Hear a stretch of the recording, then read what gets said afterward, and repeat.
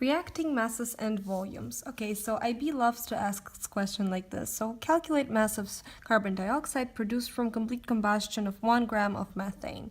Okay, so first what you have to do here is you have to circle the most important information. Okay, so methane and carbon dioxide. Well, this is what you have to learn in topic 10, but I'm pretty sure that they're gonna give you all the formulas in this question for topic 1. Okay, so first what you have to do is you have to write the balanced equation.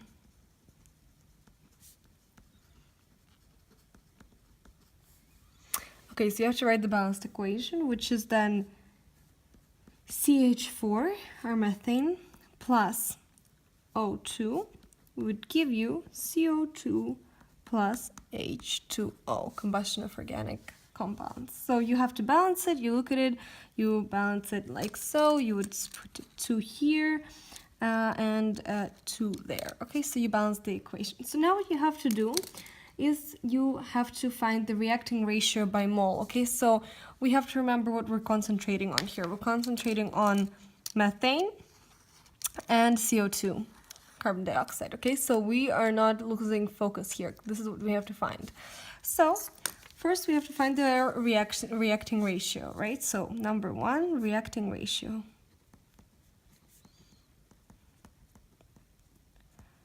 Which is, there's a 1 here and a 1 there. We don't write it because, you know, ones, you never really write them down.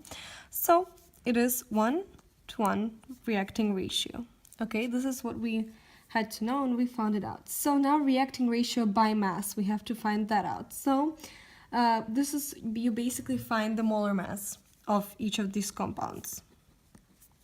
Okay, we have 16.05 for CH4 and we have 44.01 for CO2. So this is done, our step 2. And the step 3 is then for 1 gram of methane, because we're given that there's only 1 gram of methane. You know, we're not going to use all of that. We only used 1 gram of methane. So for 1 gram, you have 1 and you have X, because we know that there's 1 gram, but we don't know how much there is of carbon dioxide.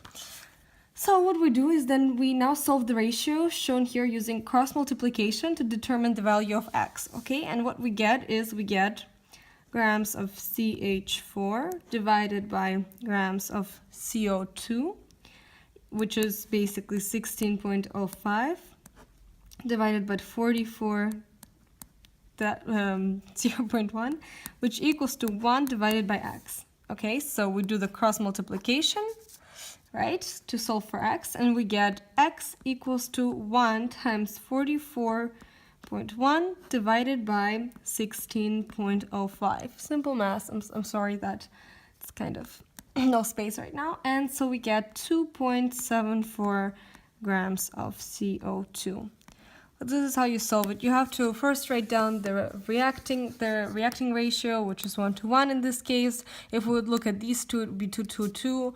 It cancels out. Or if we look at these two, it would be 2:1.